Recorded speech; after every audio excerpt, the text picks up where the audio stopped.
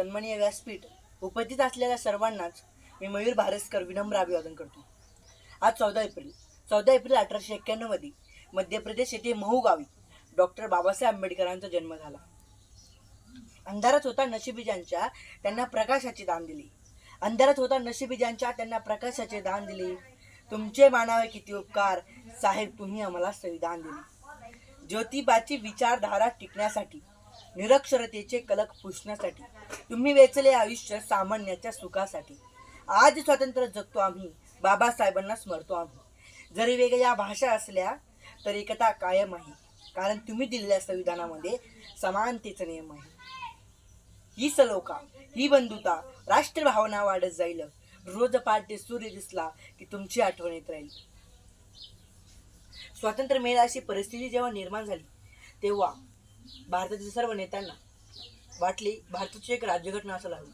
ती एक गरज होती। भारताची राज्यघटना लिहिणे तसे खूप अवघड काम होते, कारण भारतामध्ये विविध जाती धर्माचे लोक एकत्र राहतात। त्यांना एकाच घटनेच्या नियंत्रणाखाली आणणे खूप अवघड व कठीण काम होते। डॉक्टर बाबासाहेब आंबेडकरांनी हे करून दाखवले। भारताची राज्यघटना बनण्यासाठी 2 वर्ष 11 महिने 18 दिवस लागले। 26 नोव्हेंबर 1949 रोजी हे संविधान पूर्ण झाले व 26 जानेवारी 1950 रोजी हे संविधान अंमलात आले। अरे लोग तो इंसानों को गुलाम बनाकर बादशाह बने, पर गुलामों को इंसान बनाने वाला बादशाह केवळ बाबासाहेब थे। जेव्हा जेव्हा मी बाबासाहेबांना वाचतो, बाबासाहेबांबद्दल ऐकतो, तेव्हा माझ्या डोळ्यातून अश्रू वाहतात। माता रमाईचं त्याग बलिदान मी ऐकतो, वाचतो, तेव्हा माझ्या डोळ्यातून अश्रू वाहतात। बाबासाहेबांनी आपल्या मुलगी इंदूला गमावलं होतं। बाबासाहेबांची मुलगी इंदू खूप आजारी होती। बाबासाहेब लंडनमध्ये उपाशीपोटी होते। एक वेळेचं जेवण जेवत होते आमचे साहेब। जर भूक लागली ना तर दुकानदारची भेळ बेकार फेकून द्यायचा, तिला बुरा लागलेला असायचा, ती भेळ विकत घ्यायची आणि सुकून त्या पाण्याच्या ग्लासामध्ये बुडून खायचे आमचे साहेब। पण एक वेळ असा आला की बाबासाहेबांकडे खायला पैसे नव्हते। बाबासाहेबांनी लाचार होऊन माता रमाईला पत्र लिहिलं, रामू मैं बहुत बेबस आणि लाचार आहे, माझ्याकडे खायला पैसे नाही, मी भारतात आल्यावर आपण एखाद्याचे कर्ज परत करू, तू गावात कोणाकडून तरी कर्ज घे। बाबासाहेबांची मुलगी इंदू खूप आजारी होती। एकीकडे माझे साहेब आणि दुसरीकडे माझी मुलगी, मी कोणाला वाचू? बाबासाहेबांचा पहिला मुलगा हा बिना औषध पाण्याचे निधन झाले होते। माता रमाईने निर्णय घेतला की मी माझ्या साहेबांना जरूर वाचवेल, कारण त्यांनी या समाजातील गुलामी नष्ट करण्याचा संकल्प केला होता। आणि त्यांचा हा निर्णय घेतल्यानंतर इंदूचे निधन झाले।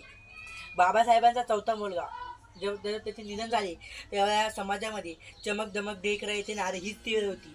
बाबासाहेबांचा मुलगा राजरतन हा आपला अंतिम घटका मोदत होता आणि बाबासाहेब आपला अधिकार घेण्यासाठी लंडनला निघाले होते। बाबासाहेब म्हणले, रामू मरू दे राजरतनला। का मरू दे मी राजरतनला? रामू, या भारतामध्ये 7 करोड अशी लहान मुलं आहे जे आपल्या राजरतनपेक्षाही जादा आजार आहे, त्यांचा अधिकार घेण्यासाठी मी लंडनला चाललोय। तू माझ्यावर विश्वास ठेव। मी जेव्हा भारतात परत येईल ना तेव्हा 7 करोड लहान मुलांच्या घरामध्ये आपलीच मुलं जन्म घेतील। एक हिंदू, एक रमेश, गंगाधर, ती यांच्याच घरात जन्म घेतील।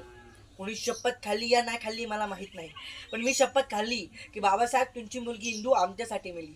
बाबासाहेब, तुम्ही लंडनमध्ये उपाशीपोटी आमच्यासाठी राहिली। माता रमाईने त्याग बलिदान आमच्यासाठी केले।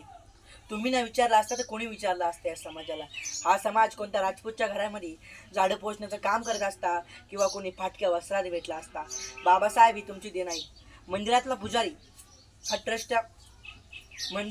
कोणाच्या हाताखाली आहे? हा ट्रस्टच्या हाताखाली आहे। मग ट्रस्ट कोणाच्या हाताखाली आहे? ट्रस्ट हे राज्य सरकारच्या हाताखाली आहे। मग राज्य सरकार कोणाच्या हाताखाली आहे? राज्य सरकार हे केंद्र सरकारच्या हाताखाली आहे। मग केंद्र सरकार कोणाच्या हाताखाली आहे?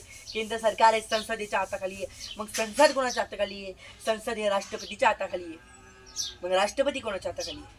राष्ट्रपती संविधानाच्या हाताखाली आहे। मग संविधान कोणाच्या हाताखाली आहे हे मला नाही तर अख्ख्या जगाला माहिती आहे। तर डॉक्टर बाबासाहेब आंबेडकरांच्या पुतळ्याकडे निरखून बघा, संविधान हे डॉक्टर बाबासाहेब आंबेडकरांच्या हातात आहे। जय हिंद, जय भीम।